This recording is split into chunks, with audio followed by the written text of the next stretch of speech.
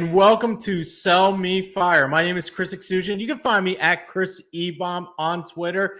It is www.riseandfirebets.com, and it is U.S. Open week, major week. I am so excited, but I'll be honest with you. I'm really excited about this guest. I think about all the video content I do, the shows, the videos I've done throughout the years, and I can't believe it. I honestly can't believe it. I never had a female guest, and this is very important to me. I'm all about the female vibe with the sports betting and everything else that goes along with it. My house is filled with women. I support the woman move.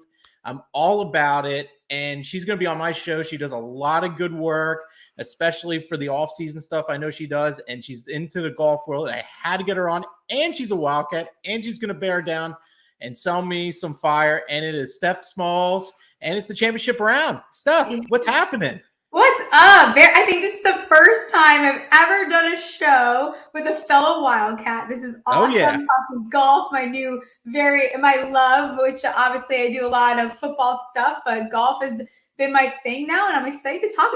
I'm so excited it's tomorrow.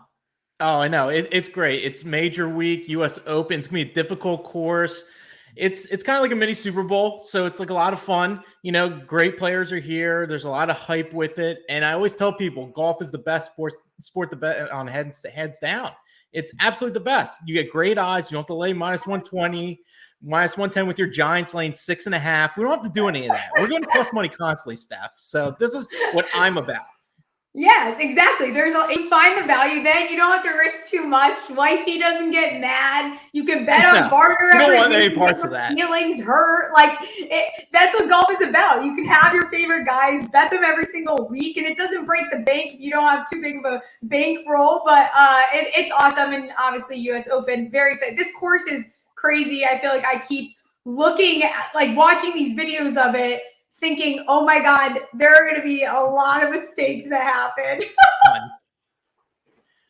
It's going to be real low scoring. I have a feeling it's going to be difficult. You being an Arizona Wildcat, myself, I had to do a little throwback for the most part. I was more of a Keystone man in Tucson because that was the cheap drink of choice when we were there as a bait and everything. So I'm drinking the Natty Light. Yeah. So I decided to do a little throwback to my old cheap, when I was at grabbed in a college days. or something out of the fridge. Here I am. What's funny is thinking about it. I was talking to my girlfriends. Actually, my one friend is playing in the LPGA tournament. I'm going this weekend, and fantastic. Yeah, she just came in second. Hell yeah, Lindsay Weaver.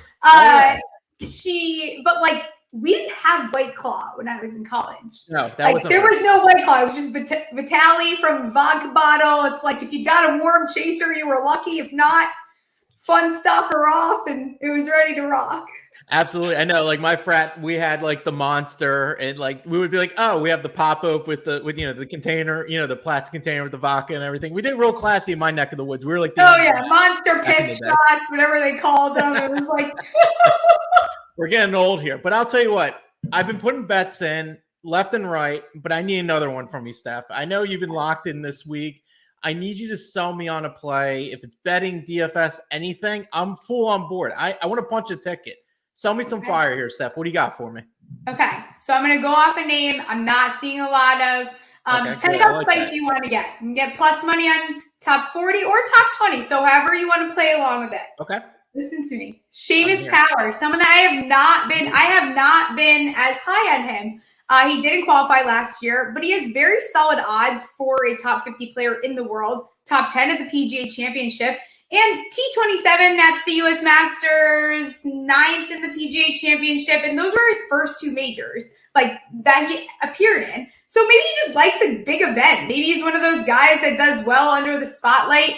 And you look at all of his stats and how he's been performing. Top 10 on tour for greens regulation, 43rd for scrambling in the rough, which if you haven't looked at how the rough is this week, you might want to take a peek at it. But you look at every 9th for everything across the board. 4th for bogey avoidance, another thing that I've been looking at a lot this week. So I like Seamus Power. I like the plus money here because you start losing value as these top guys or where everyone is honed in on. It took a lot of me not to talk about My Tom Hoagie would probably be my second one I bring up here, but I think there's still some value plus money plays on these top 40s.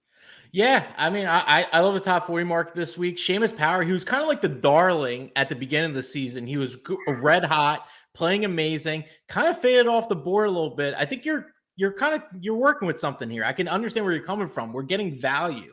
And I'm all about value this week. And Seamus Power, great ball striker. He can putt very well. I mean, the guy's been playing really well, but he's been really quiet those last couple of months. And like he was like the talk of the town at the beginning of the season. So I don't know what it is, but it feels like a quiet guy week. Like that's why I'm back on, I'm back on we haven't heard a lot about Hoagie, right? You're not seeing his name. He's plus money for a top 40. I love myself some Tom Hoagie. He won at Pebble Beach, had a top 10 at the PGA, made the cut at the Masters. He's a very nice, honest 36 in total strokes gained. Like, why couldn't he finish top 40? So I'm looking for the value now that it's almost all depleted across the board. I was just saying on my last show, this is definitely going to be an event that I think I will be live betting a little bit more than I usually do, given the way that the course is. But I think there's still value to be found. No, I agree with you there. I think the live betting is a good thing to do, especially if you like one of these guys that have kind of the worser odds this week, because if someone's really hot early, you might get a boost real quick with them. And I think that's smart. Yeah. But as far as Hoagie goes, you're talking about Pebble Beach, the small greens. Guess what? We're on small greens again. Yeah. So this is a nice little correlation. I can dig it. A nice comp there, I think, and I'm looking for I want calm, cool, and collected this week. That's kind of, I feel like I look at my card and it's like, all these guys that like are just chill. I don't want the hotheads, although I will say I'm a little bit, we've talked about this, first round leader, Rahm. I like Rahm to start out. I see this being a course that could definitely piss off Rahm very quickly, but I like the Max Homas.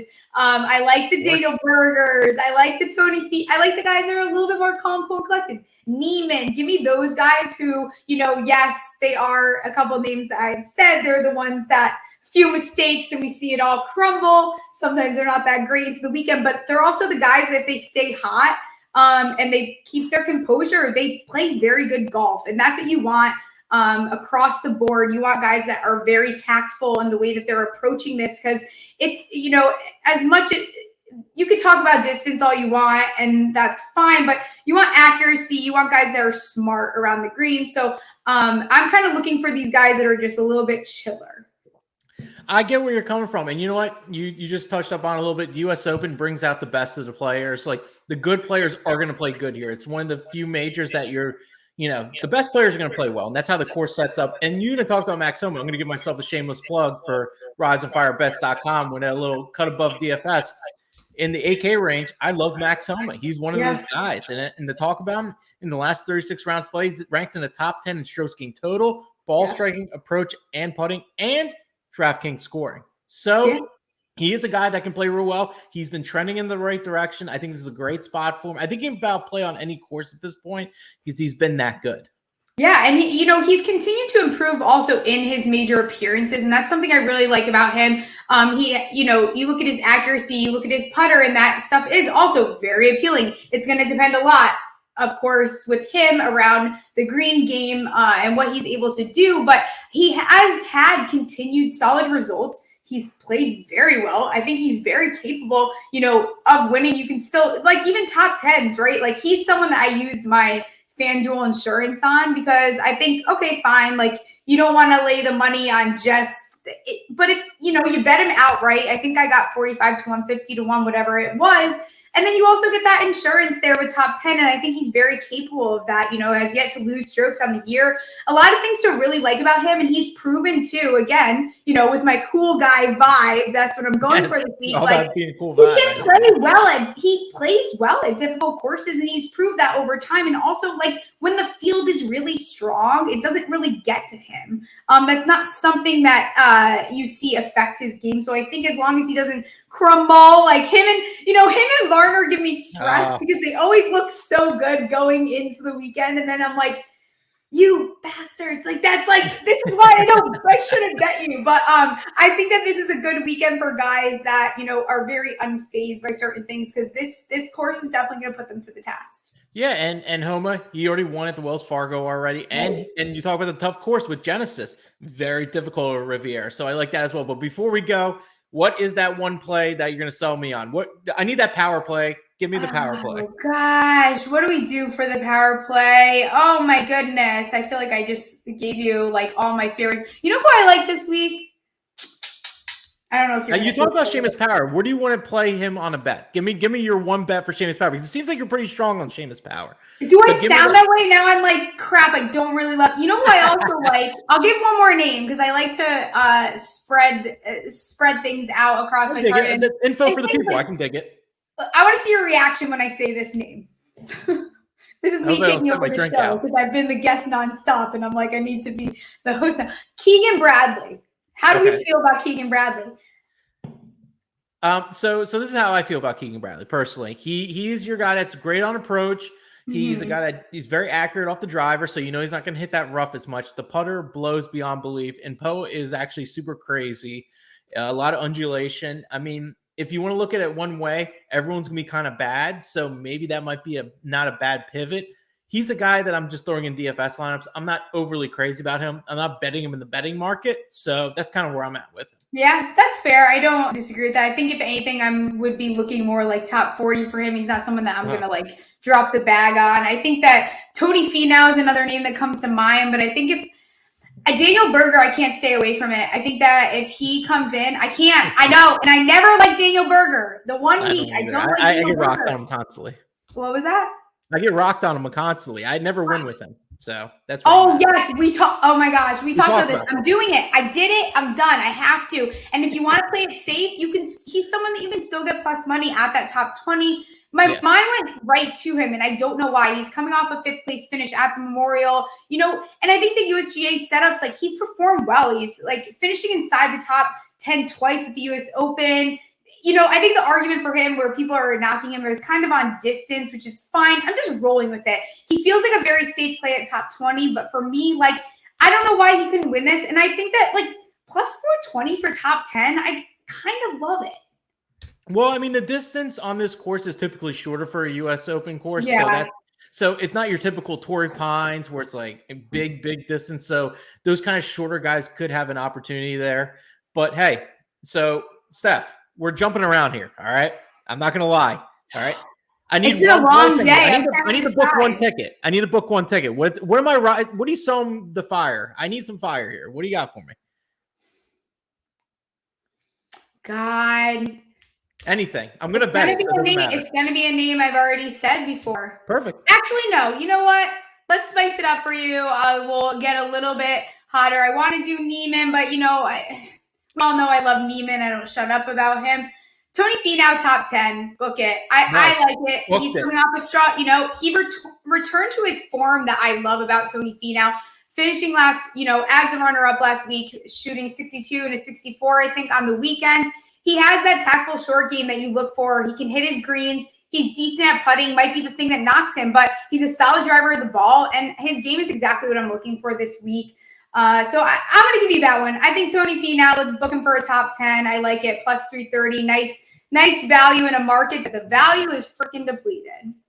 Absolutely. So plus 330 on the DraftKings market. I actually already played him for first round leader because I think he's going to start hot, because he's one of those guys that plays real well in this long kind of rough, has distance off the tee, hasn't really shown it this much this year. But I'll tell you what, he finished extremely strong this weekend. I think vibes are good for Tony Finau, and I'm all about that life. I'm booking it. Top 10, plus 330, Tony Finau. I'm all about it. If you haven't used your insurance, then he's a good one to go on FanDuel and maybe place it outright. Get a little spicy. Oh, you never know. I might get a little spicy. I like to get a little spicy. I shake my shoulder. I don't think that Tony Finau is winning here, but I think that Tony Finau will come out. I like a top 10 plus 330. I'm all about that life. Steph, I want to thank you again for coming on. You're great on Twitter. Great Arizona Wildcat, of course. You're always bearing down, giving out great info, not just for golf, but everything sports betting, DFS. And I'm looking forward to all the stuff you do. Thanks again, Steph. I appreciate it. Oh, yeah. Love it. All right, let's rise and fire. Oh, yeah.